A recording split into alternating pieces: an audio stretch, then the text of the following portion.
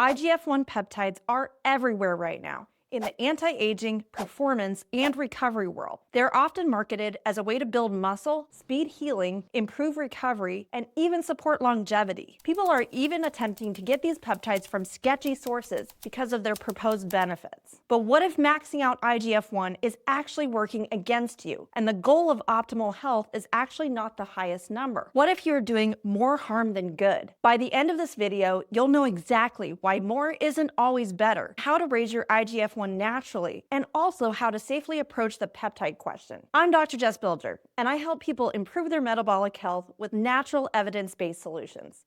Don't forget to hit that subscribe button, and let's get into it. Before you chase a higher number, you need to understand what that number actually does inside your body. But higher is not automatically healthier. IGF-1, insulin-like growth factor 1, is the hormone that carries out most of the muscle building and tissue repairing effects we credit to growth hormone. It naturally declines as we age, and that decline tracks with thinner skin, weaker bones, slower recovery, and loss of muscle. So the logic in the peptide world is simple. IGF-1 drops with age.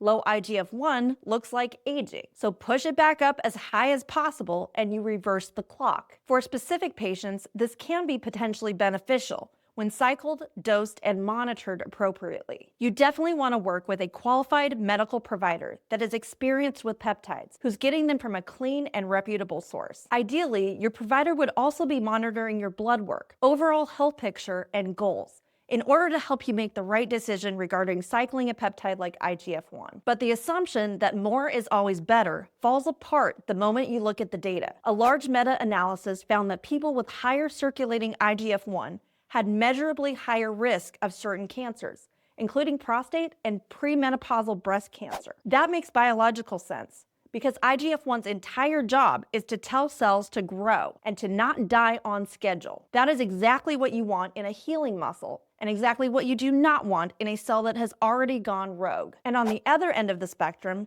researchers who followed a population in Ecuador with naturally very low IGF-1 signaling found something striking. Across decades, they almost never developed cancer or diabetes. While there are many factors to that, including the group's higher insulin sensitivity, there is still a correlation and something to note. So IGF-1 is not always a more is better dial. It is more like a U-shaped curve. Too low and you get frailty in a body that cannot repair itself effectively.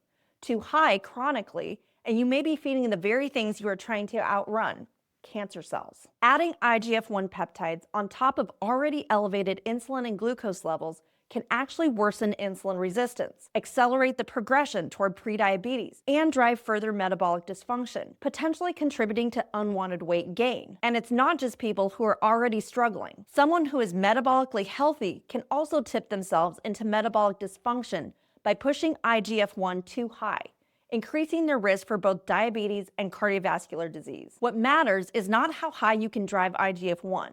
It is whether you are sitting in the range that is optimal for your body. And getting there means looking at your whole picture, not just fixating on one number. It's also important to understand how IGF-1 is produced by the body, so you know how to increase it naturally. The process itself is straightforward. Your pituitary gland releases growth hormone in pulses, and that growth hormone signals your liver to produce IGF-1. But that signal is only an instruction, and an instruction does nothing if the ingredients aren't on hand. The ingredients here are amino acids, and you get amino acids from protein. So you can have plenty of growth hormone moving through your system and still make very little IGF-1 if you simply aren't eating enough protein. One amino acid in particular, leucine, is the one that most strongly switches that production on. And the type of protein matters. Animal proteins, meat, eggs, and dairy, are complete, leucine-rich, and far more efficient at raising IGF-1 than most plant sources. It is one more reason an animal-based, low-carb way of eating that I recommend to all my patients supports metabolic health. It gives your body the exact materials it is asking for, in a form it can actually use. The single most powerful and most overlooked IGF-1 lever is simply eating enough high-quality protein. For most active adults, that means roughly a gram of protein per pound of ideal body weight. If you want an easy way to get there, alongside adding ample meat and eggs, a supplemental clean whey protein delivers a concentrated leucine hit, and grass-fed beef liver or liver capsules gives the cofactors your liver uses to run the whole process. If you skip the animal protein, the best hormone signaling in the world has nothing to work with. Feed it first, and your body makes IGF-1 the way it was designed to. If everything we just covered about optimizing your hormones has you wondering where to actually start, that is exactly what my metabolic reset protocol in the description below is built for. IGF-1 does not move in isolation. It rides on the same foundation as your insulin, your thyroid, and your sex hormones. So when you fix the foundation, IGF-1 tends to fall into a healthy range right alongside everything else. It is the exact roadmap I use with my patients to rebuild that foundation, reverse insulin resistance, lose weight, and get their hormones working for them again. Food gives your body the raw material, but there is a specific way to tell it to actually use that material. Your body was built to release growth signals in pulses, not as a flat, constant drip. And the two most powerful triggers for those pulses are completely free. One is hard muscular work. The other is deep sleep. In fact, the single most reliable growth hormone pulse of your entire day happens shortly after you fall asleep during slow wave sleep, which is the deep restorative stage. So when your sleep is wrecked, you are not just tired, you're missing your body's biggest natural growth hormone release. Now to the training side. This is the one place with no shortcut and no substitute. If you want to build real muscle and trigger optimal IGF-1,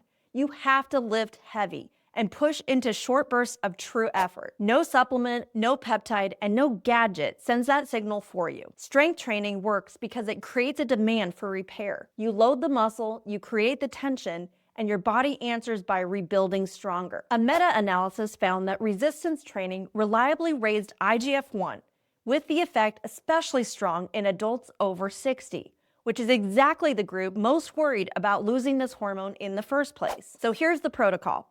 Lift heavy 3 to 4 times a week. That can be barbells, dumbbells, kettlebells, machines, bands, or even body weight, if that is where you are starting. What matters is progressive overload, because you have to keep giving your body a reason to adapt. Then add short bursts of all-out effort, 10 to 30 seconds of sprints, or hard cycling, with full recovery in between. This is also exactly where creatine can be helpful too, because it lets you do more of that hard work. Creatine helps your muscles rapidly regenerate their immediate energy supply between efforts, so you can push a little heavier, squeeze out an extra rep or two, and recover faster set to set. Over weeks, that adds up to more muscle and a bigger training stimulus, which is a precise signal that keeps IGF-1 working in your favor. It is one of the most researched supplements we have, and it helps for one simple reason.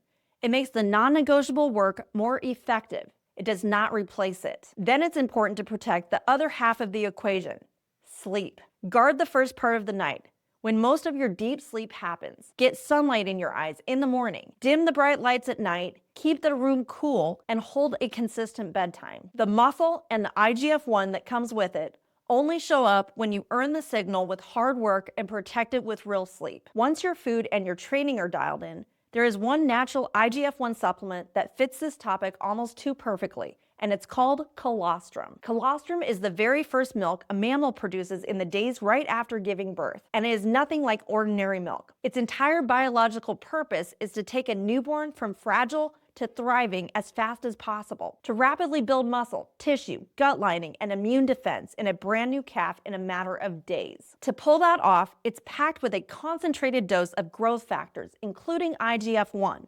far richer than the regular milk that comes later. It is quite literally built to drive growth and repair. And those same bioactive compounds carry real benefits when we take them as adults. They help support the gut lining, the immune system, and tissue recovery, right alongside that natural IGF-1. Now here's the honest comparison. A lot of people reach for the synthetic IGF-1 and growth hormone peptides. And yes, plenty of them feel some benefit. Meanwhile, the natural route, enough animal protein, heavy training, deep sleep, and a simple concentrated supplement like grass-fed colostrum can bring your IGF-1 into that healthy, optimal range for a fraction of the cost. And it does something an injection never will. Every one of those habits is building your long-term health and your longevity at the same time. IGF-1 peptides aren't inherently problematic when cycled and used appropriately, but they should never be the starting point, because IGF-1 isn't a number you want to max out. It's one you want to bring into a healthy range. Build your foundation first. Get your nutrition, exercise, and sleep dialed in. Prioritize resistance training and quality sleep like they're your daily IGF-1 shot, because physiologically, they are. Eat enough animal protein to give your body the raw material it needs. And if you want an additional natural bump, a high-quality grass-fed colostrum supplement rounds it all out nicely. I'll link the one I like and use below. If you've genuinely optimized all of those foundations and you're still considering IGF-1 peptide injections, get comprehensive blood work done and work with an experienced functional medicine provider. Don't skip that step and reach for cheap, unverified gray market peptides. That's a gamble with your metabolic health that can backfire in ways that are very difficult to reverse. Do the work, support your body the right way, and you get the muscle, repair, and longevity benefits all at once, which is what real metabolic health is all about. I want to hear from you. Are you more interested in peptides, or are you trying to support your IGF-1 naturally first? Let me know your thoughts in the comments below. And if you like this video, you're definitely going to want to check out this one next. Don't forget to like, share, and subscribe so you never miss a new video. Here's to feeling your best inside and out.